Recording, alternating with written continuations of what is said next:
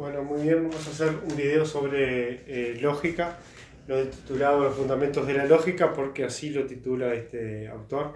Es un filósofo alemán que se llama Rudolf Lehmann. El libro se llama Introducción a la Sociología y fue traducido al español en 1941 por la editorial Losada y circuló en Buenos Aires y Montevideo. Es un libro que anda en las bibliotecas viejas, ¿no? Y me llegó a mis manos, así que me lo puse a leer. Y me gustó el planteo de lógica que hace y me pareció interesante como para hacer una clase de esto, ¿no? Los fundamentos de la lógica. Lo divide en 3 capítulos este tema. Luego va a hablar de la ciencia y el conocimiento científico también partiendo de lo que va a sentar acá con los principios de la lógica. Este autor es un filósofo que no tiene entradas en Wikipedia ni en ningún otro lugar, no aparece ninguna biografía en español, en inglés tampoco, siempre llegaba a este libro en otros idiomas, pero nunca llegué a una idea clara de dónde nació, quién es, o sea que es un filósofo que esta casi que va a ser la primera entrada en la web, en YouTube, y luego Google va a detectar el video de YouTube también, o sea que va a ser la única entrada de este filósofo que también hay otro, tiene el mismo nombre que un agente de la SS también, alemán, y que justo como coincide la fecha, esto es de 1941, busqué si por casualidad este agente alemán que también se llama Rudolf Lehmann, enjuiciado en los juicios de Nuremberg, por casualidad no había escrito este libro, Introducción a la Sociología, a la Filosofía, pero no es el caso, así que este es otro, son homónimos, pero no son la misma persona. No hay información, pero el planteo que hace, lo puede hacer cualquier otro filósofo estudioso de la lógica. Yo no soy profesor de filosofía, ni sé, no soy un experto en filosofía, así que esto no es un tema que yo maneje desde los años, desde que tengo 25 años, no es nuevo. Esto lo dejé en secundaria, en el liceo, como le decimos en Uruguay, y lo retomé ahora cuando tomé este libro, ¿no? Los fundamentos de la lógica, que si bien uno los maneja de alguna manera de oídas, nunca había vuelto a tomar este tema. Ahora me pareció interesante y vamos a plantearlo. Y la lógica entonces, es una rama de la filosofía, ¿no? La filosofía estudia puede ser metafísica, ontología, gnoseología, y también estudia la filosofía también de la ciencia, y también otra rama de la filosofía es la lógica, ¿no? Dentro de la lógica, todos los escritores griegos escribieron desde la lógica. Les interesó siempre este tema, y algunos, de hecho, todavía algunos principios de la lógica siguen siendo los que fueron escritos por Aristóteles o Platón, o escritores griegos que se dedicaron a la lógica. La idea de la lógica es una ciencia formal, no empírica, lo que busca, y podemos decir que el fundamento, ¿no? El fundamento más fuerte que tiene la lógica es el de que, primero, que considera que existen distintas maneras de pensar. Todos tenemos distintas maneras de pensar, tanto de individuos como de culturas. Pero la lógica supone que hay solo una manera de encadenar los pensamientos que puede ser recta, universalmente válida, y toda otra tiene que ser falsa. Esto es lo que tiene lógica. El principio de no contradicción, el principio de identidad es universalmente válido para cualquier cultura, para cualquier hombre.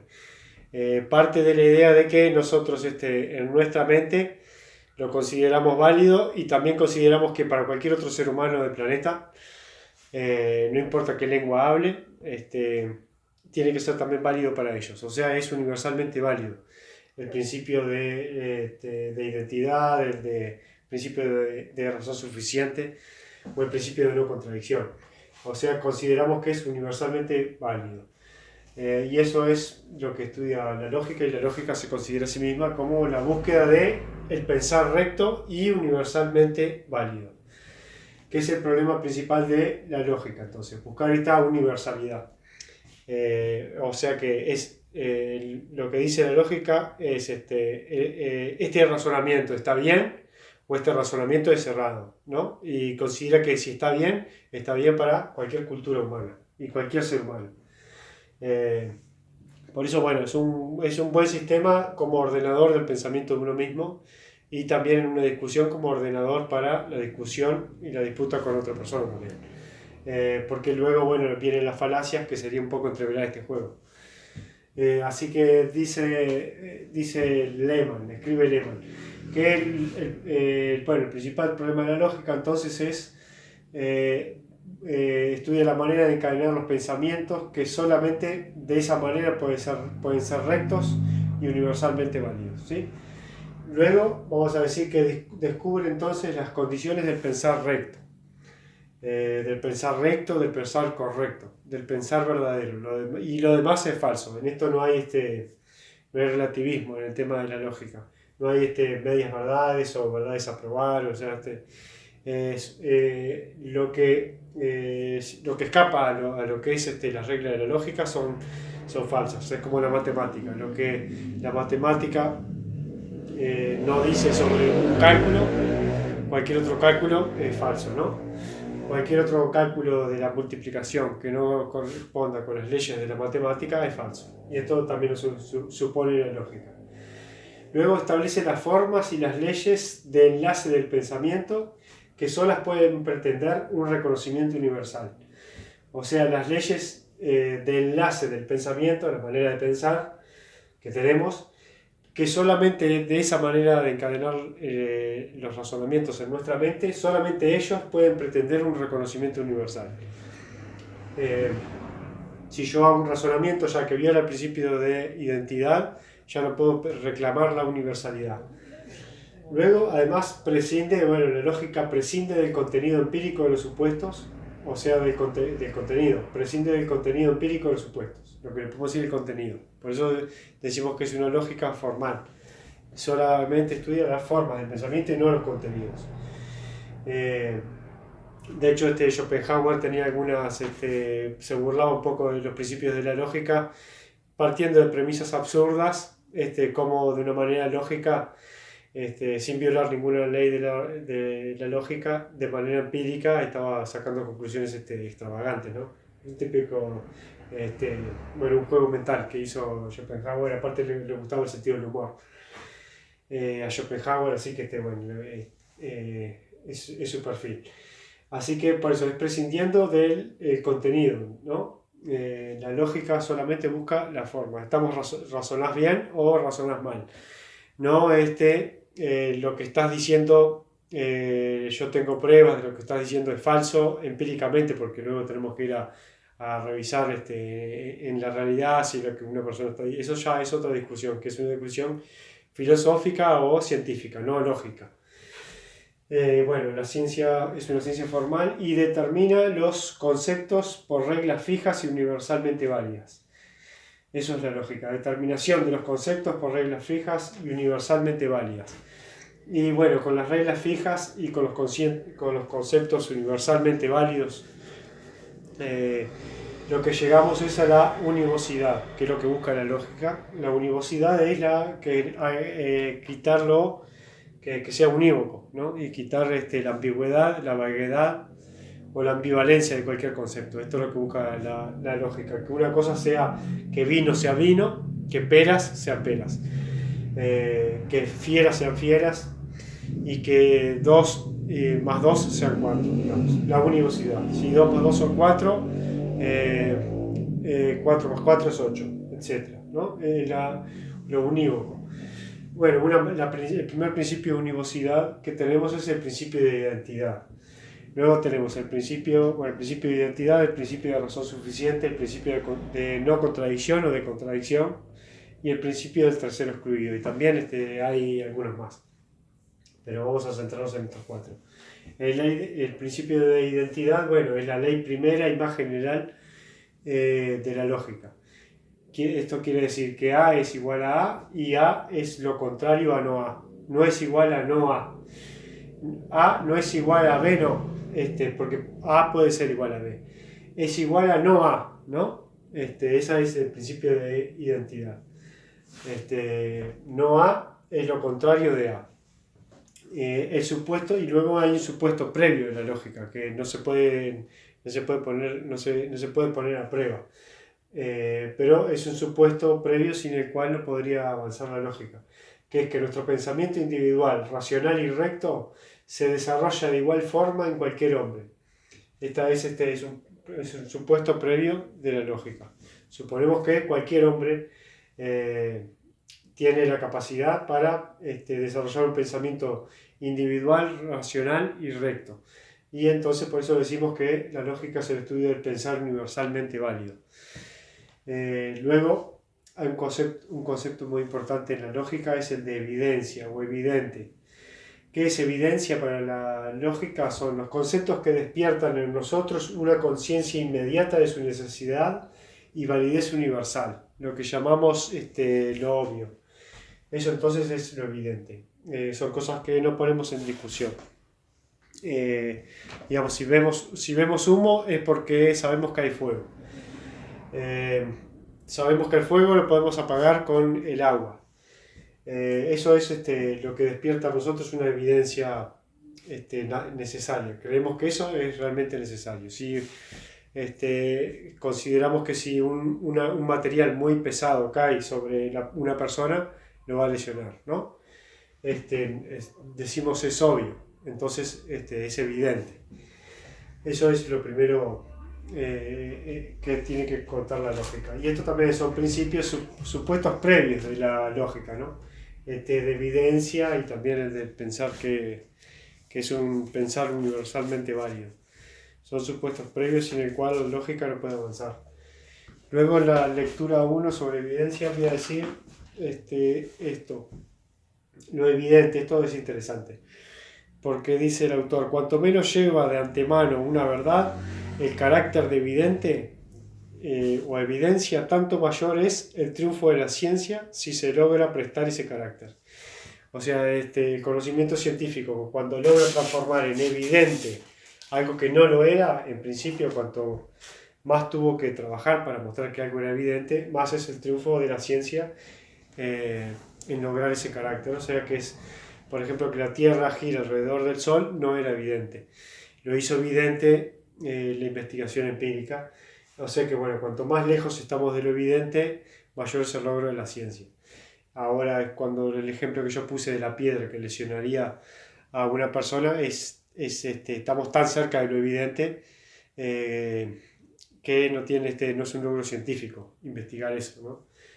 No es un gran logro científico. Ahora sí, investigar el origen del planeta Tierra, el origen de la vida, el origen de la Luna, si se desprendió de la Tierra, eso que no es evidente, eso es cuanto está muy lejos de lo evidente y el pensamiento necesario.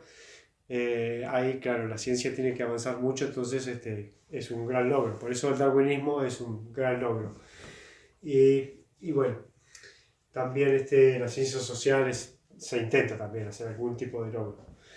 Lógica, entonces, la lógica es entonces una técnica del pensar. El pensar lógico, entonces, es una técnica. Luego dice el autor que el pensamiento, ya que decimos que la lógica es una técnica de pensar, ahora vayamos al pensamiento, ¿no? El pensamiento, a ver cuánto me queda de tiempo. El pensamiento, entonces, dice el autor, es una unión o síntesis de representaciones. Es decir, de conceptos. Las representaciones luego son derivadas en conceptos. Tenemos representaciones mentales de lo que son las cosas, de lo que es un árbol, una hoja, o lo que es un mono, son representaciones. Y luego eso lo llevamos a conceptos. Estos conceptos luego derivan en un juicio. Hacemos juicios a partir de los conceptos, que es la unión y síntesis de dos conceptos. Tenemos, por ejemplo, el niño crece. Eso ya es un juicio.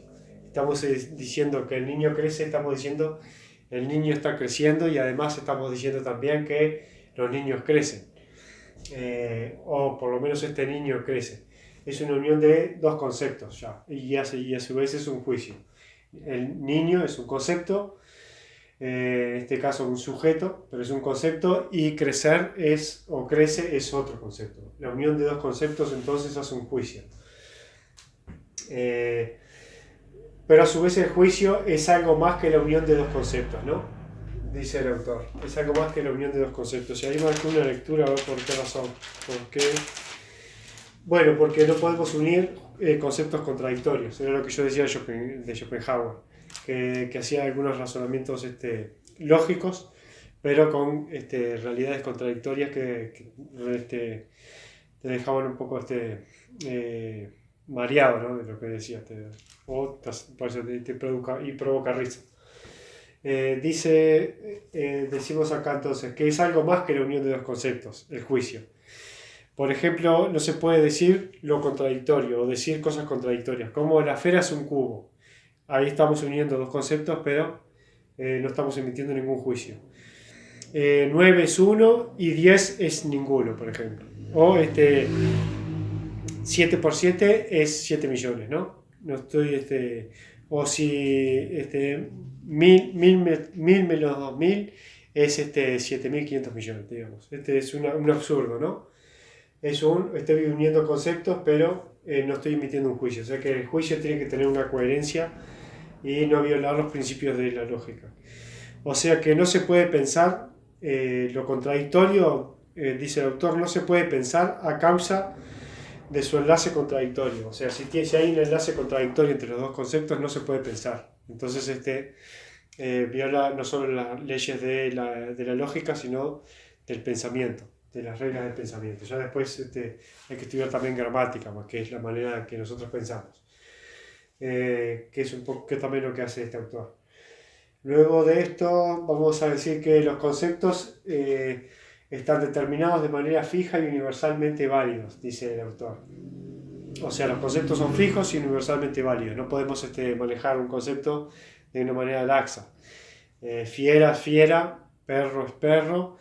Siempre en lógica, si vamos a hablar de la historia de Uruguay no podemos andar cambiándolo el concepto continuamente. Digamos, no. La idea es que es un concepto determinado y universalmente válido para cualquier persona, que le mostremos que esto es Uruguay. Y ese concepto, decimos, bueno, lo aceptamos, es universalmente válido en la definición. Y además, ¿cómo surge el concepto? Bueno, es una representación universal y no individual.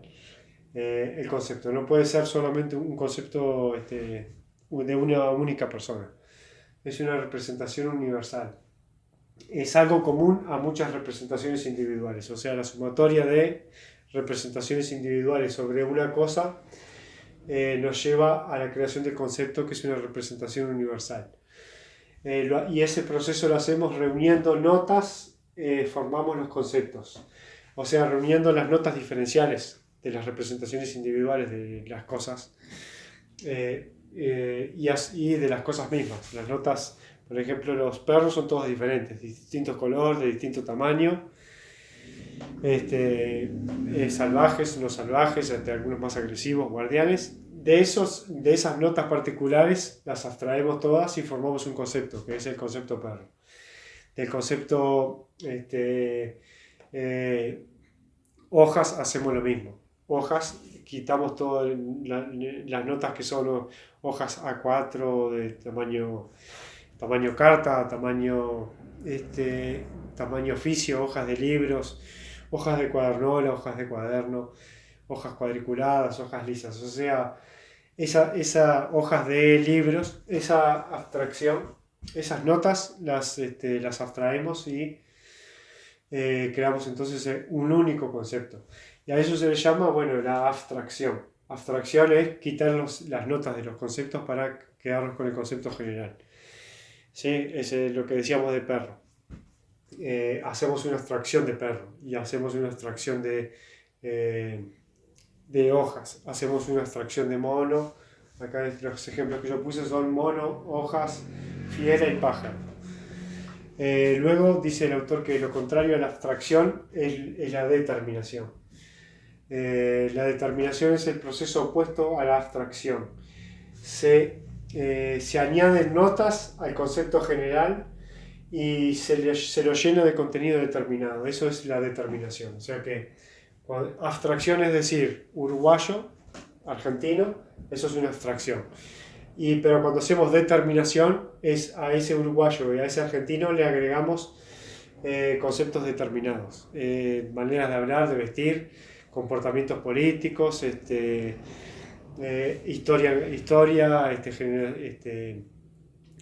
que han tenido, lengua que hablan, a su vez si son de diversas orígenes, tanto negros, indígenas, como italianos o españoles, agregamos también que es uruguayo y argentino, le vamos agregando notas. Es a su vez un descendiente de un indígena o de un español.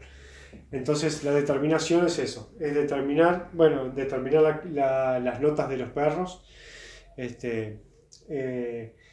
o sea que es la inversión de lo que estábamos hablando antes.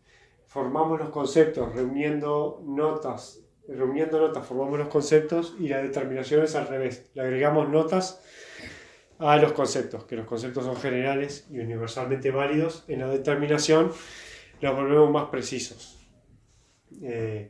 Bien, y luego a lo que llegamos a la definición. ¿Qué es una definición? Es la unión de abstracción y determinación. Determinación conceptual la llama también el autor. Es una determinación conceptual, o sea, lo que decíamos antes, es un concepto, pero le agregamos notas determinantes o notas distintivas de ese objeto. Ya cuando pasamos ya a definir algo, nos fijamos en lo que tiene de especial ese objeto para hacerlo realmente distinto de todos los demás, y ahí llegamos entonces a la definición. Luego, lo que no dije antes es que el juicio, algo muy importante para la lógica, del juicio se desprende el método silogístico o el silogismo, que es la deducción de juicios de uno a otro. A partir de uno hacemos otro juicio.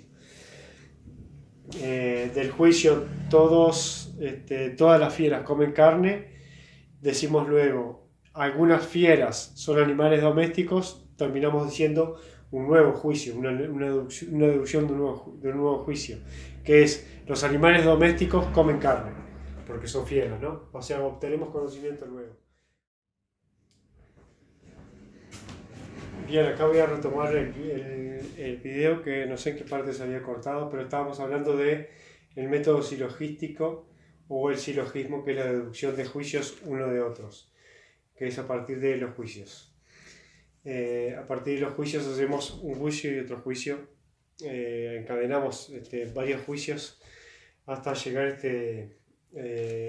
a conocimientos, a aumentar los conocimientos, a conocimientos más amplios, relacionándose unos juicios con otros.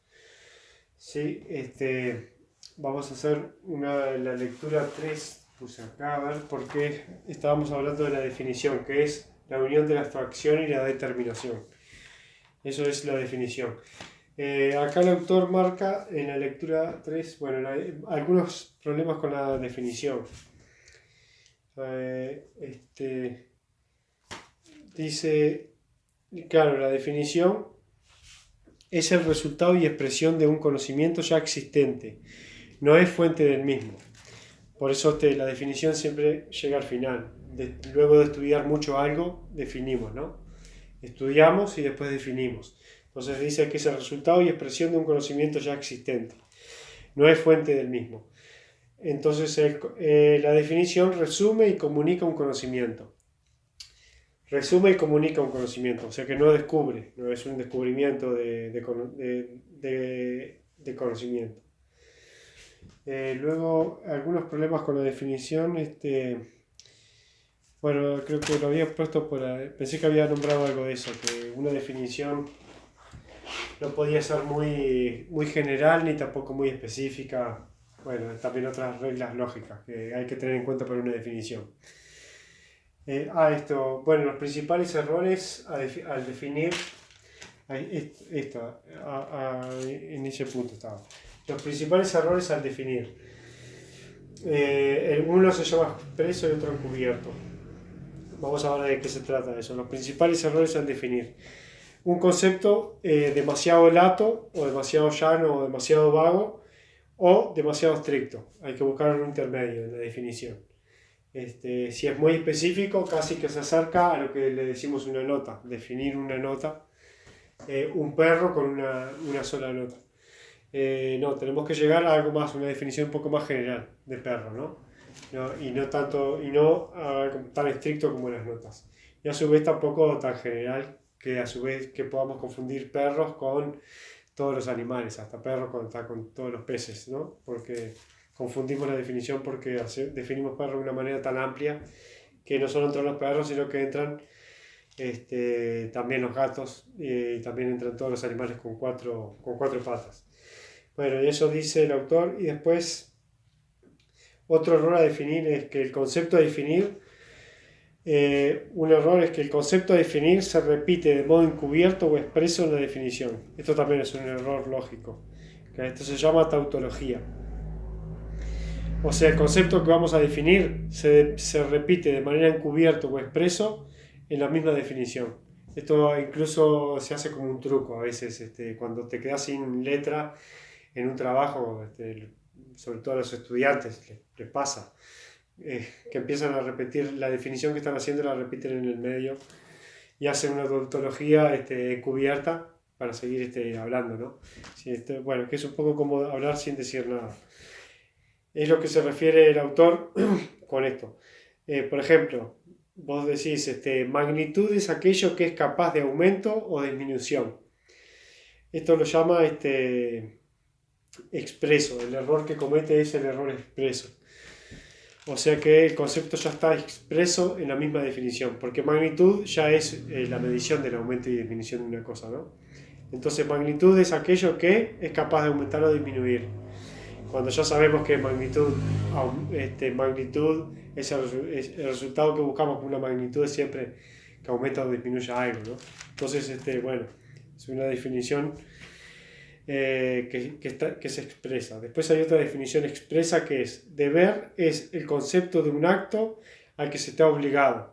También es otra definición expresa. Nunca no definimos lo que es deber, porque deber es a lo que se está obligado, ¿no? Entonces, obligado y deber, estamos cambiando podemos poner en obligado o deber y sigue siendo lo mismo. Deber es el concepto de un acto al que se está debido. En este caso obligado, es lo mismo que deber, ¿sí? Es expreso. Y esta es otra que es interesante, que es la encubierta. Que es, por ejemplo, la memoria es la facultad de acordarse de representaciones pretéritas. O sea que definimos la memoria como una facultad de acordarse de cosas pretéritas. Y ahí encubrimos, ya estamos el concepto que vamos a definir está puesto en la definición, que es acordarse. Acordarse, utilizamos la palabra acordarse para definir memoria, lo que es tener memoria. Así que, bueno, esos son los cuatro errores. Algunos de los errores que cometemos al definir. Luego, bueno, vamos a decir que las dos reglas generales del pensamiento, según el Lehmann, hay dos reglas generales, son el principio de identidad, que ya trabajamos, ya mencionamos, y luego el principio de razón suficiente, el principio de razón o principio de razón suficiente. El principio de razón es la conciencia de necesidad tal como la premisa se piensa y no de otro modo. Ese es el principio de razón suficiente. Creemos que la premisa que estamos haciendo es totalmente es necesariamente cierta y no puede ser de otro modo. Digamos, es evidente, podemos decir, cuando trabajamos evidencia. Es evidente. Esto lo vamos a definir con Leibniz. Leibniz lo define el principio de razón suficiente de esta manera. Dice que el principio de razón suficiente: admitimos que ningún hecho puede ser verdadero o real, ninguna proposición puede ser cierta sin que haya una razón suficiente por la cual sea así y no de otro modo. Entonces, bueno, el principio de razón suficiente es Estoy pensando en algún ejemplo. Decir, bueno, tengo frío porque no estoy abrigado. Y realmente comprobamos que una persona no está abrigada. O sea, hay realmente una necesidad de creer que esa es una premisa. Tenemos una razón suficiente para creer la verdadera, ¿no? Tener frío y a su vez no estás abrigado. Luego vemos humo y decimos hay fuego. Eso también es un principio, es una premisa que cumple lo que decía Leibniz y lo que vemos ahora.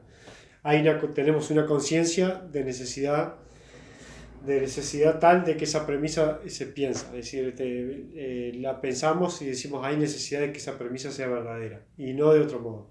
Hay fuego, hay humo, entonces tiene que haber fuego. Sentimos ruidos a motores en una avenida, decimos pasan los autos, entonces bueno, no estamos violando el principio de razón suficiente. En cambio, si dijéramos cosas como tengo frío, debe ser que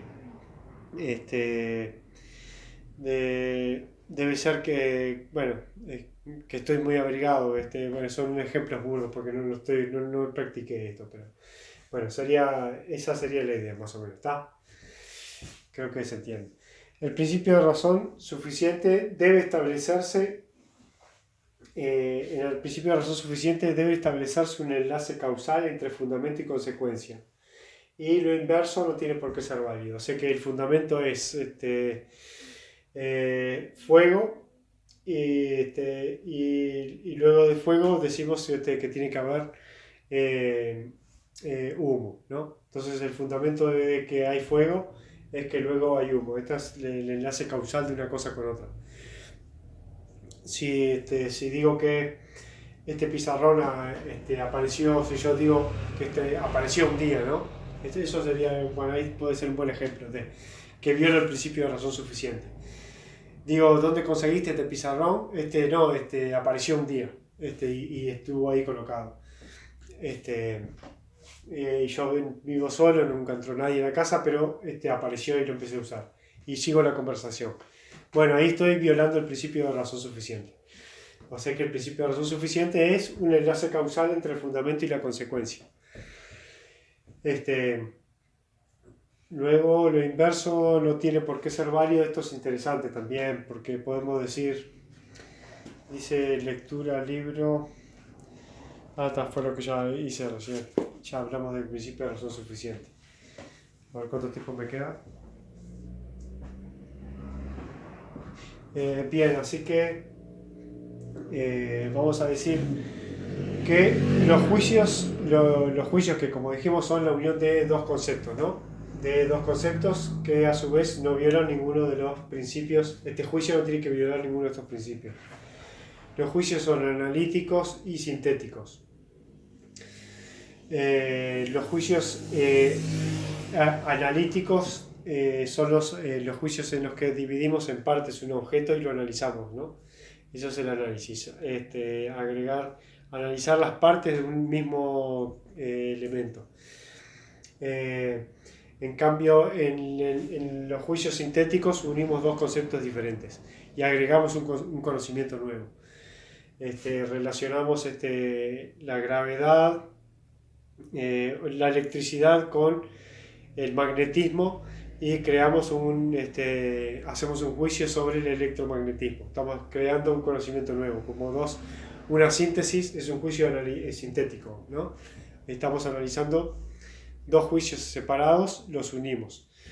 Pero los juicios analíticos son la descomposición de un mismo elemento, es más conocimiento de una misma cosa. O sea, un juicio analítico es analizamos la electricidad y dentro de la electricidad todas las partes que componen la electricidad, la naturaleza de la electricidad, leyes de la electricidad.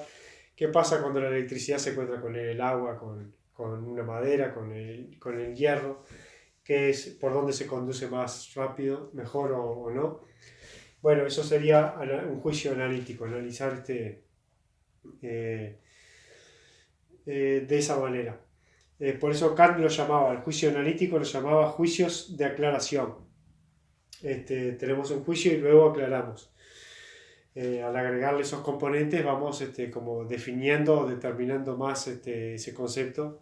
Entonces vamos aclarando, diciendo, no, la electricidad es esto, es lo que pasa por los cables, es lo que viene de esta corriente que provee una empresa a nuestra casa, la transmiten estos cables, y si yo corto este cable, cortocircuito, si se pegan ahí, revienta la luz, salta, porque hay un cortocircuito entre 220 watts que se cruzan. Entonces, bueno, esos son juicios de aclaración, dirá Kant. En cambio, los juicios sintéticos son juicios de aumento. Aumentan el conocimiento que ya tenemos y lo otro aclara. Interesante eso, y es una lectura 5. Vamos a ver qué escribí yo sobre eso. Los juicios analíticos y sintéticos. Hay dos maneras de hacer juicios.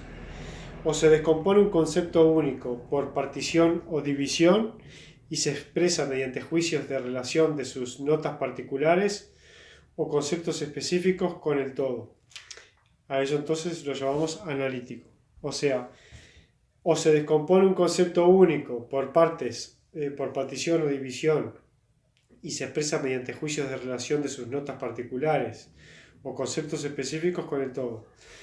O se unen dos conceptos originalmente extraños porque se establece una relación entre ellos. Eso es el sintético, ¿no? Entonces, un ejemplo de juicio analítico es: todos los cuerpos son extensos.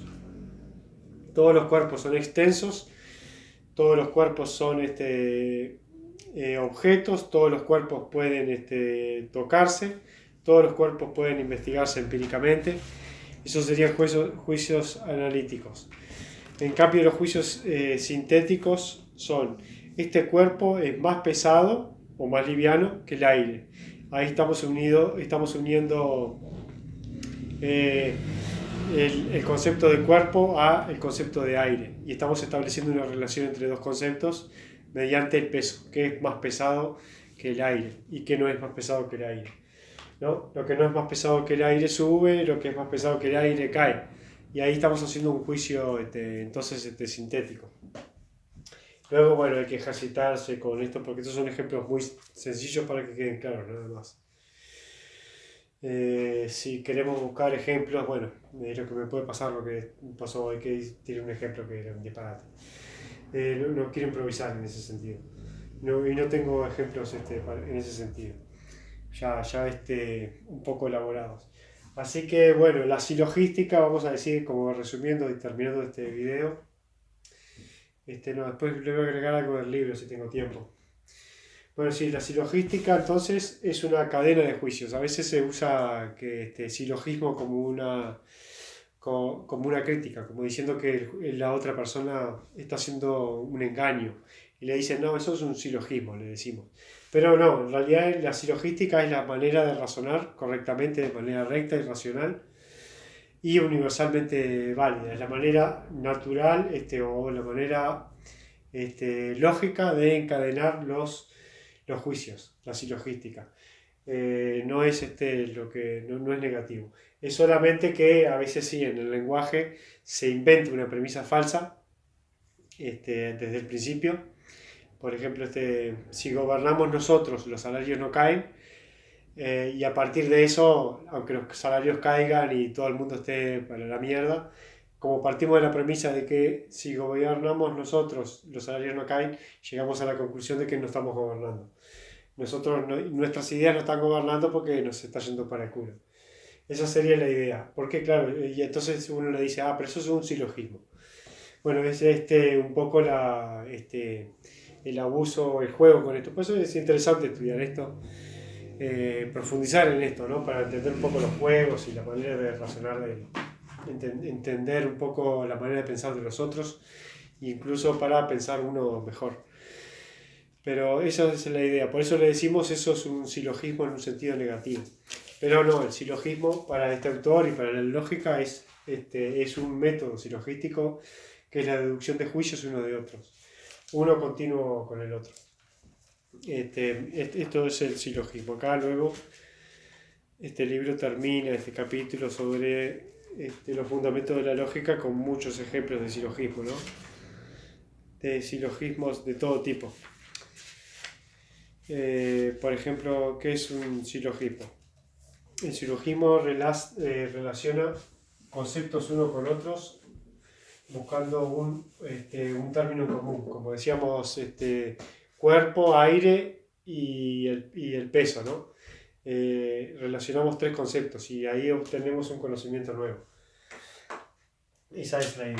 Entonces tenemos que cualquier juicio es P y M. Y a su vez es S y M. Y de ahí sacamos que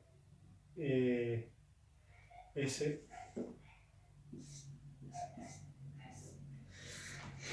si encontramos un término medio en común entre dos objetos, podemos decir que estos dos son iguales, ¿no?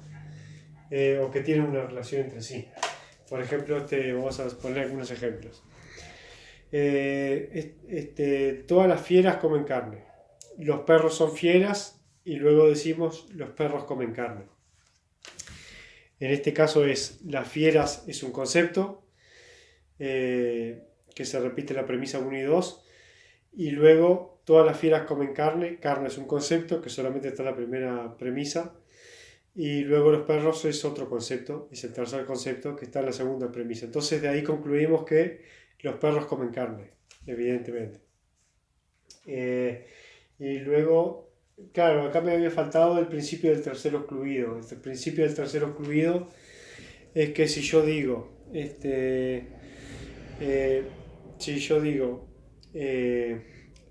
algunos insectos, lo voy a tomar de acá, aunque acá no está escrito así, pero ese principio del tercero excluido es muy interesante. Si algunos insectos tienen más de tres patas, decimos. Luego decimos, algunos parásitos son insectos. Luego de eso, no podemos decir, algunos insectos tienen más de tres patas, porque no estamos seguros de si tienen tres patas, pueden tener más de tres patas o pueden no tener más de tres patas. No hay razón suficiente para creer en eso, ¿no? Entonces, esto es el principio del tercero excluido. De premisas parciales, de dos premisas que afirman que algunas, no hay ninguna, ni en ninguna de las premisas se afirma una totalidad. Decimos siempre que algunos insectos tienen más de tres patas y luego decimos que algunos parásitos son insectos, no sirve. Para poder establecer un verdadero silogismo con una conclusión y un conocimiento, un juicio que aumente, una de las premisas tiene que tener un todo. Por ejemplo, decirlo así: no algunos insectos tienen más de tres patas, sino ningún insecto tiene más de tres patas. Y luego de eso decimos algunos parásitos son insectos.